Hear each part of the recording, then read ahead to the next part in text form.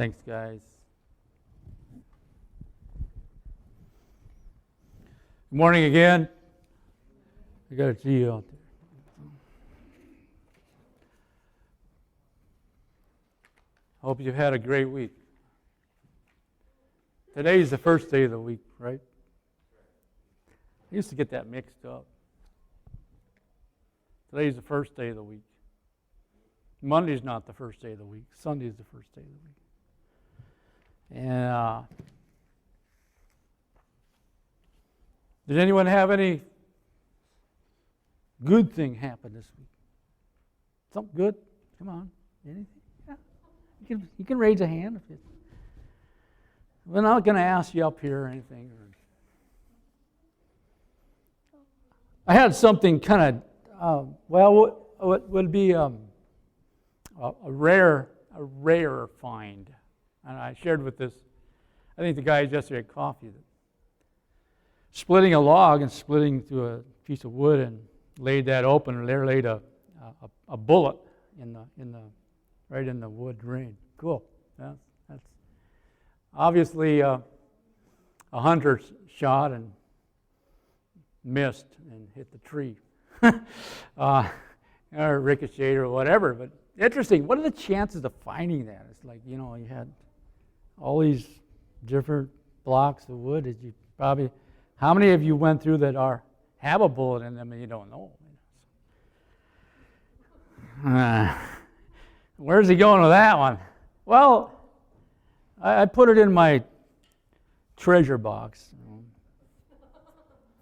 amongst my coins. If you got a junk, how many of you got a junk box? Like when you clean out your pockets, you put stuff there, keys, coins, nuts and bolts, screws, nails.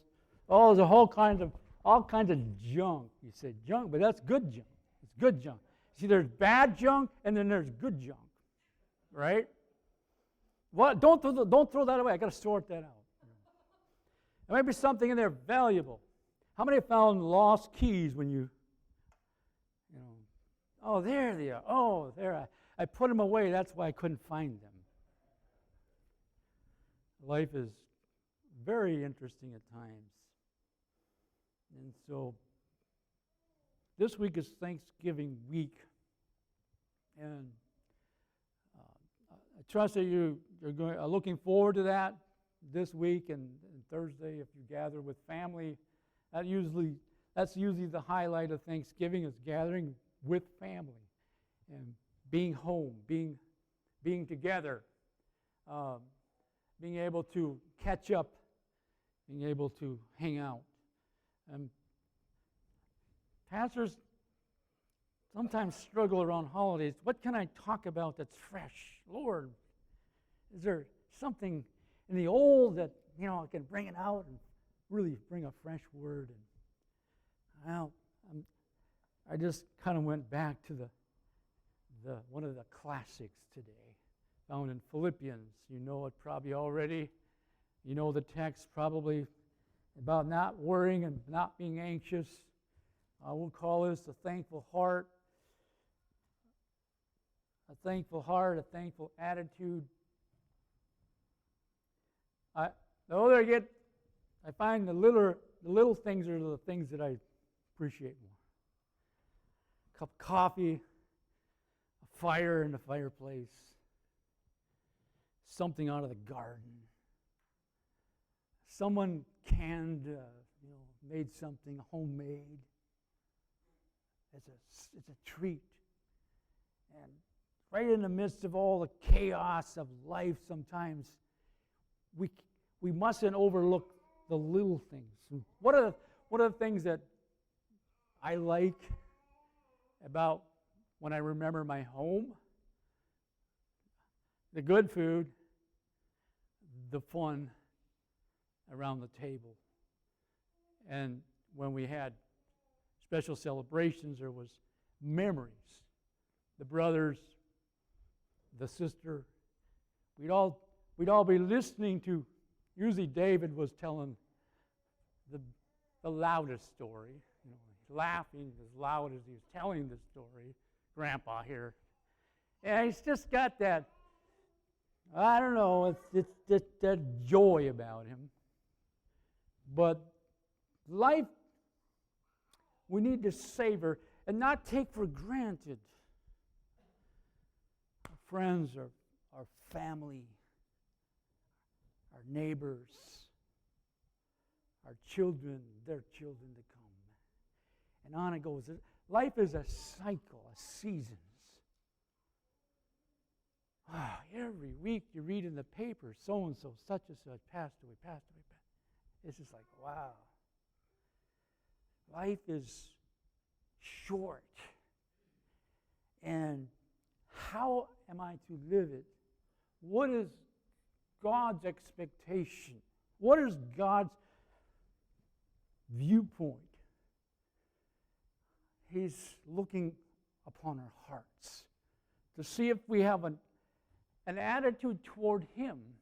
And His desire is that we begin to walk in His fullness and His freedom and His life that He has for us. So Paul is writing out a cell. He's in prison while he wrote these words. And Paul, no doubt, had his moments of being tested. But he always seems to rise up in circumstances that are harsh because he looks toward the Lord. Verse 4, I'm just going to use that as a springboard, Philippians chapter 4, a springboard into the chapter a little bit. Rejoice in the Lord always. Again, I will say rejoice. Well, if you're sitting in a cell, if you're sitting in a traffic line, or you're sitting in a waiting line, if you're in a hurry and you want something to eat, and I ain't going there.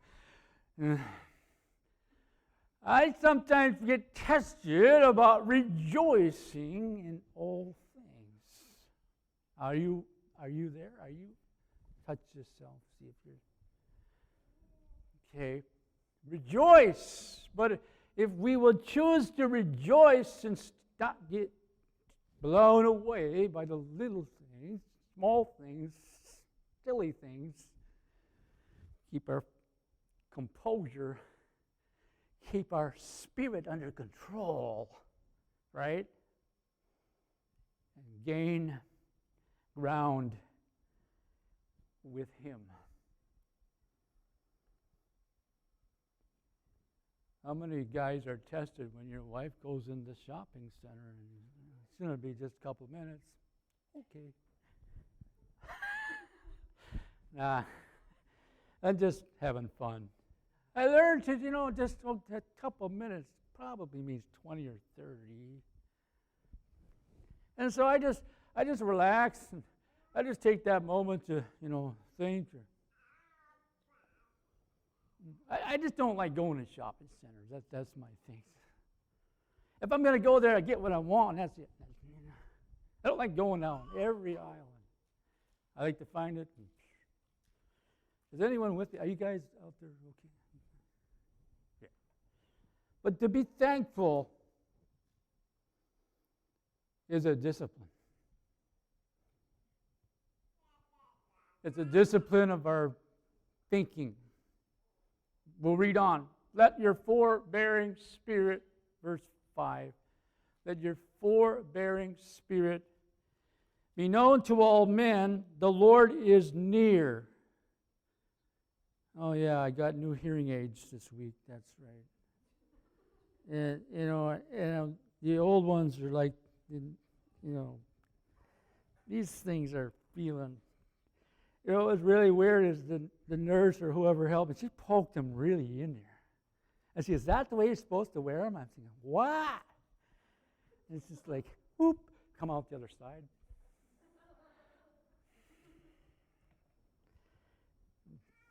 It's awkward when you're up in front and your glasses fall off, your hearing aid falls out. But I learned, loosen up, come on. Life has its moments, but it's way too short to live that serious. How many know a good laugh helps you kind of just get you where you need to go. A good belly laugh. Let your forbearing spirit be known to all men. What in the world is the word forbearing mean? Forbearing. What is it that's coming from you? What is it? What's the reflection people have? What's the attitude that's stemming? Have you ever had a waitress that had a bad day? And they were kind of like grumpy and well,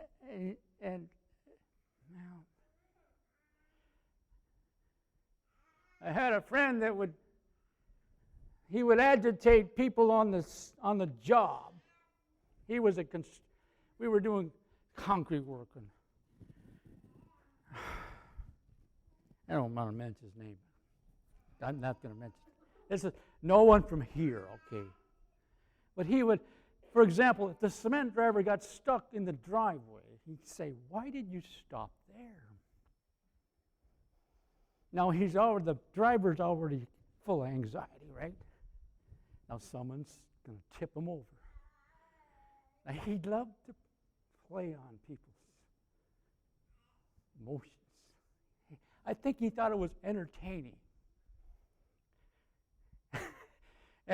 Anyway,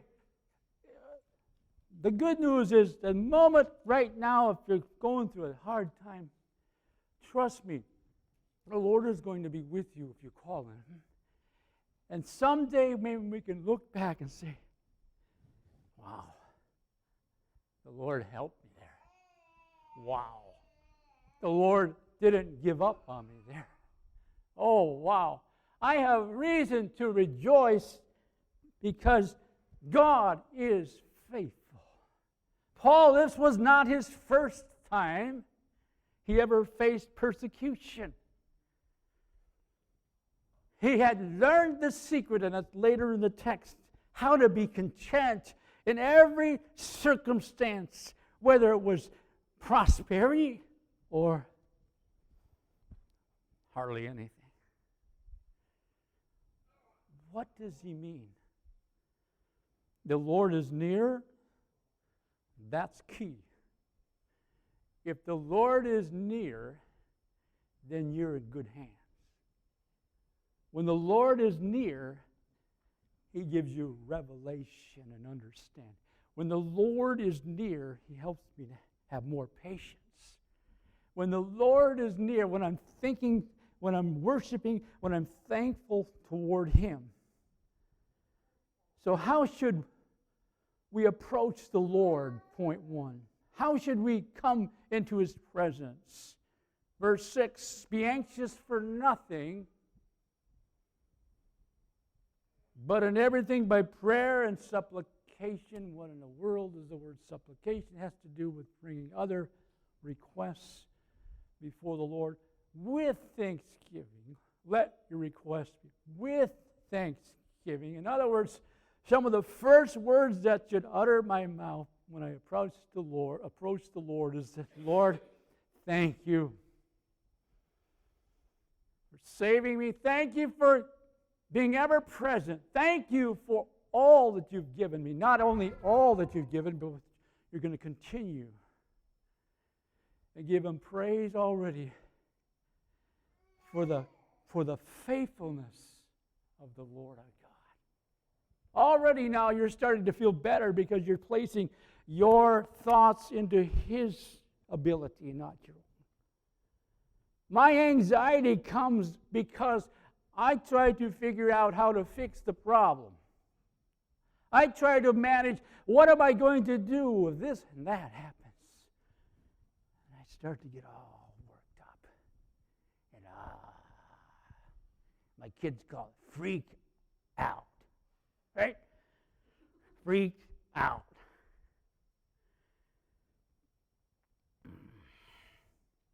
Anxiety is real. It really is.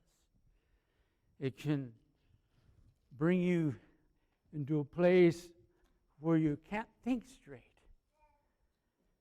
And you need to escape, or you want to escape somehow. And the Lord is saying, I am your escape. I am your strength. When you talk to the Lord about the little things that bother you, you'll be surprised how much better you'll feel, because He cares about the little things. He cares about the things that are making you feel afraid and imperfect, inconfident. How should I approach the Lord? In all humility and honesty. I am weak. Lord, you know my weaknesses. Lord, I have a problem, but you are the one that is able. I can't. Lord, you can. However you choose, Lord, that's what we're doing now, is we're turning it over. We're surrendering it. Have your way, Lord. If you're trying to teach me something, help me to hear. You begin to break down what you think should happen. And you come to a place where you're able to rest. You approach Him with the idea, you know what? I don't have to figure everything out. In fact, I don't know all things.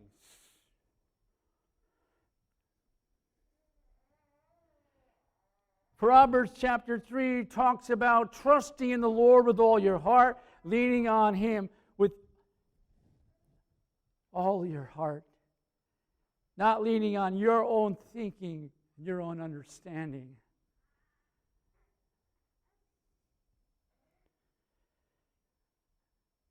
Back in my college days, those were ancient days. I had a 1977 Ford 4x4 pickup, mint. The color was mint. It was a beautiful thing. In its first few years, quite a few years, I've had that thing. I had it when I got back out of college. I used it on. And finally, I sold it to someone who wanted to plow his field.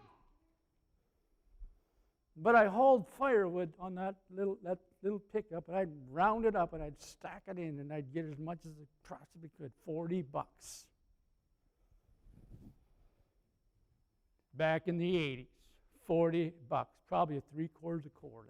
Just brought it to my instructor. How much you need? Oh, $40. Well, to me, $40 in those days was good. That's good pay. When you're a poor college kid, $40 meant something. You could actually almost do something. But it was just the feeling that God is supply. Love to do the work, love to, something from the woods. Something simple. I had to trust God.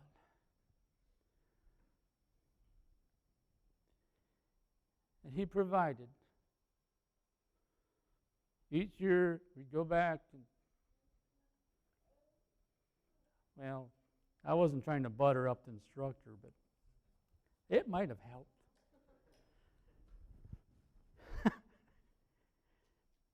Memories. A brick job came along once in the paper of the school. Need to prepare bricks over such and such a door. Get in contact with so-and-so, and so, yeah, I'll do that. I can do that. And so I went at it. Why am I saying this stuff? Why am I so worried? He called us to Himself. He also equips you with interests and abilities, skills that can be honed, become better at who you are. And it helps you make a living. And it's something about being able to provide when you get a family. There's a sense of accomplishment. There's a sense of you're doing what God has called you to do. And I'm talking probably to the men more than the women. Women also have their role. Wherever you are at, God understands your circumstances, and He understands you more than you understand yourself. Why should I be so worried then? What do I really need? And that's my second point. What I really need is found in verse 7, is peace.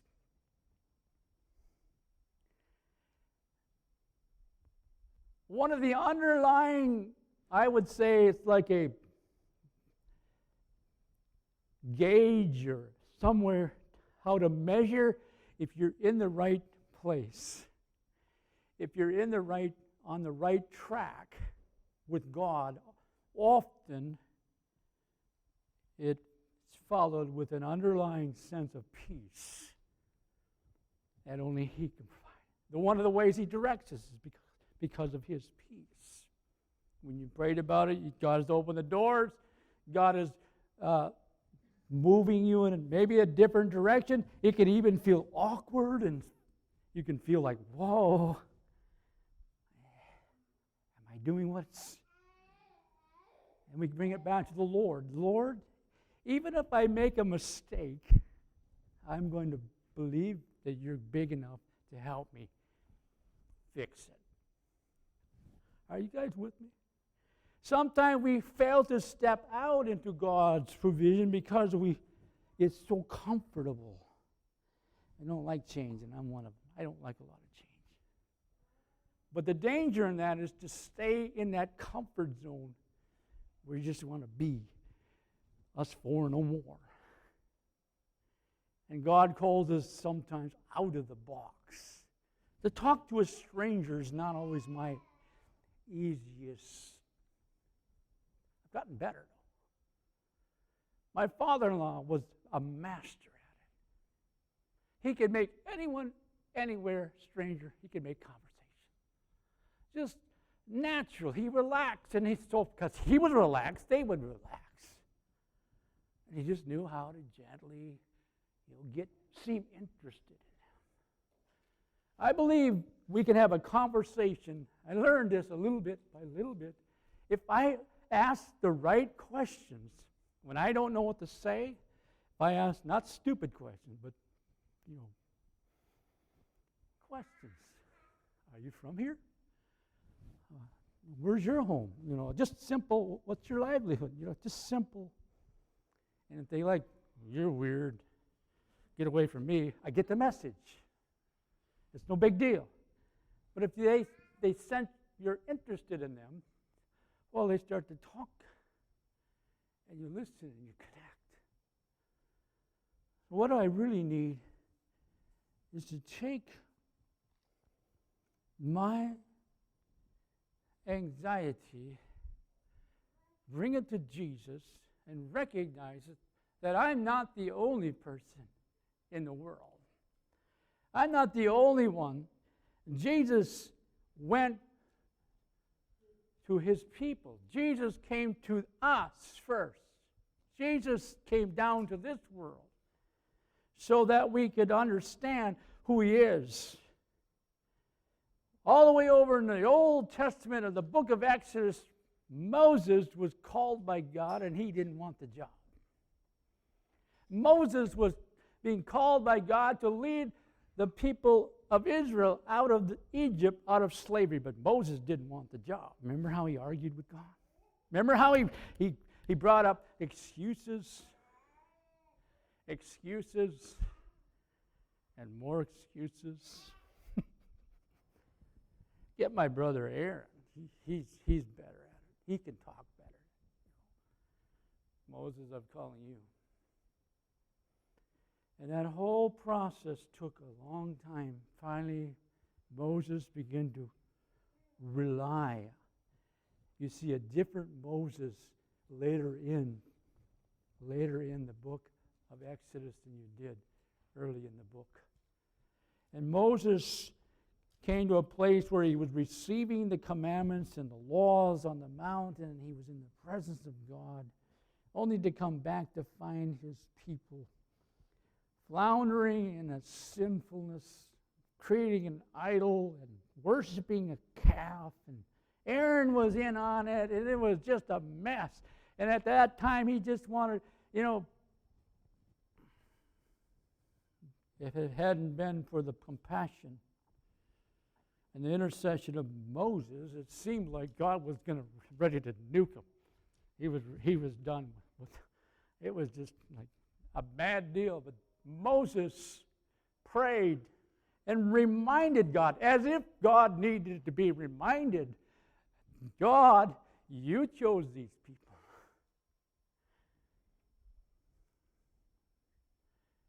I believe it was already in the plans and hearts of God.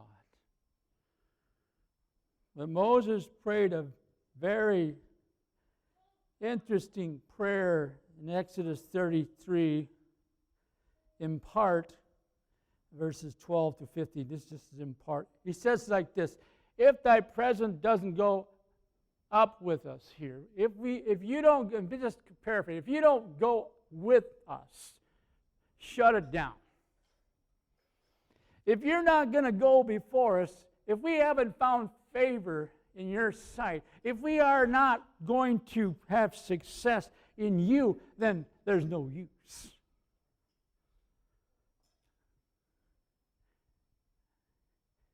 And I believe that's very close to what I'm trying to get across today to our hearts is this: my real need is His presence. Everything else will follow. Everything else will be taken care of. Then I will have the sound mind. Then I will have the sensitivity. If I have His presence, then I have more of His wisdom to discern good and evil. All right? If I have His presence, then I have His guidance. And so as we approach Him, our greatest need is to understand the more we need Him. The more I understand I need Him, the more I need Him. The more I understand He's calling me to something bigger than myself, the more I must lean on Him.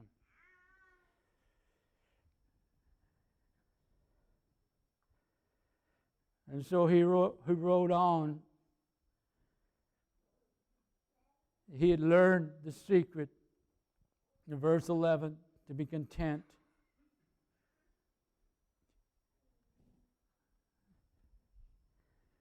In part, I talked about my old pickup because it was a humble thing. I got real humbled once when it was full of one of my classmates' stuff. See, when you have a pickup and you go to college, they all want you to help them move. And so I'm driving down through Lowry Tunnel. I think it was Lowry Tunnel. I said, I just heard the tailgate go boom. And I go, yeah, the tailgate don't stay up. And as he looked in the rearview mirror, the dresser and the clothes were just semi underwear or whatever. And then he goes, oh, I had my money in that drawer. Well, what are you thinking? Peach crate, just junk. Can't you just see it? A memory was that pickup. That's not the only memory. Another time, a friend says, I got to go to the 7-Eleven, and can you take me? And, oh, sure. My 7-Eleven was that way. His 7-Eleven was that way in his hand. And I'm in the right lane. Signal light is on. I'm in the right lane. Right turn lane. He said, no, it's the other one. Boop. flip the switch to the left, didn't even hardly look. I whip it into the left. Whew, there goes the car, scrape. And it took my bumper and straightened it out to a 90. Are you serious? And now oh my goodness. Anxiety was climbing.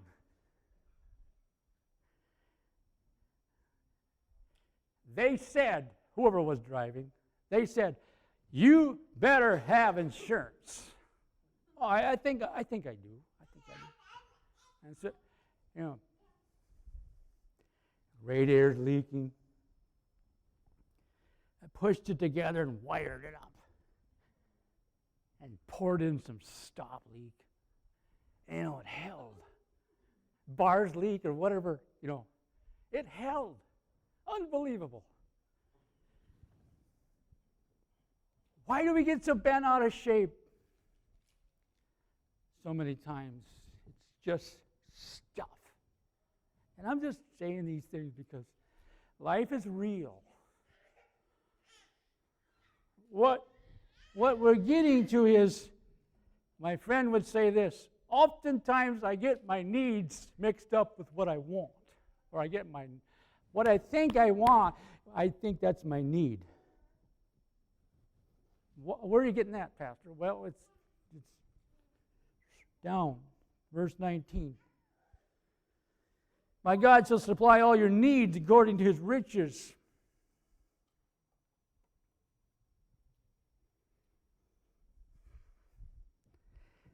If you have a thankful heart, more often you have this feeling, I don't really need a lot. I need a few things. The basics. If I keep my attitude that look what I already have. Look what the Lord has done. Look who the Lord is. Then I think, really do I need? I only need a few things. The Bible says you only need a few things. It's okay to have things, just don't let things have you. We know that saying. You know what Paul got excited about? Other people coming to Jesus. When he looked upward, he was more able to look outward and see people in need. The more we look upward, the more we see Jesus, the more sensitivity we have to other people who do not have Jesus. And we have compassion on them. Looking upward helps me to prepare myself for what is really important. Not only just monetary, a job is not only your monetary or living, but it becomes relationship. When you live in a community long enough, one of the good things about it, or it could be bad, is you earn a reputation. What is that? Well, now what's he talking about?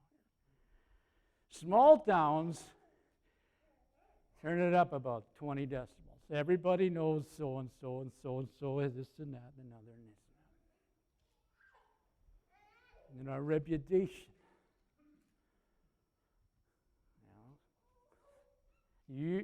You and I are earning. Either we're earning respect or we're not earning respect. It's all about how we treat our neighbor. It's all about how I conduct myself with people who are hurting. And when I look upward, it helps me to see who else is discouraged, who else is carrying a load of weight. There are many things in this life. I want to wrap it up. There are many things in this life that you can fret over, can bother you. But if we will take the time to thank the Lord already what He's done. Look how far He's brought you. He isn't going to leave you now. He has a plan. He has a purpose. And can we come to a place in our prayer life where we say, you know, Lord, I really don't need to ask you for anything. First of all, I just need to thank you. I really don't need a lot. But my heart is concerned for my family. My heart goes out to, you start to go down the list of your loved ones. Remember them today. Lord, and it doesn't have to be a long prayer. You know, I was doing this last night, or this morning actually, thinking of people in the church. Lord, they're going through things. Be with them. I believe that we have a job, a role to do, to pray for one another. Because Jesus is in us, and He wants to work through you. And when you show up when there's a need, when you bring food, when you just call, when you reach out, you are ministering as unto the Lord Himself. And He talks about this in other places. So the greatest, what I'm coming down to is this. The greatest need I have is Jesus living in me so that I can touch the world around me. Jesus doing it through me, not me. And so I want us to sing and reflect that song. Come on, guys, if you help me. That song that talks about the goodness of God, talks about how that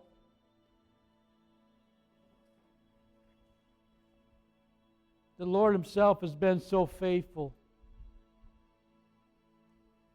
If you think about it over your life, how faithful the Lord has been to you. Thanks. Think about many times your life could have been shortened. I think about times when God intervened, no doubt. I think about times when it was a close call on a highway. I think about how good God has been. We need to share that with our neighbors.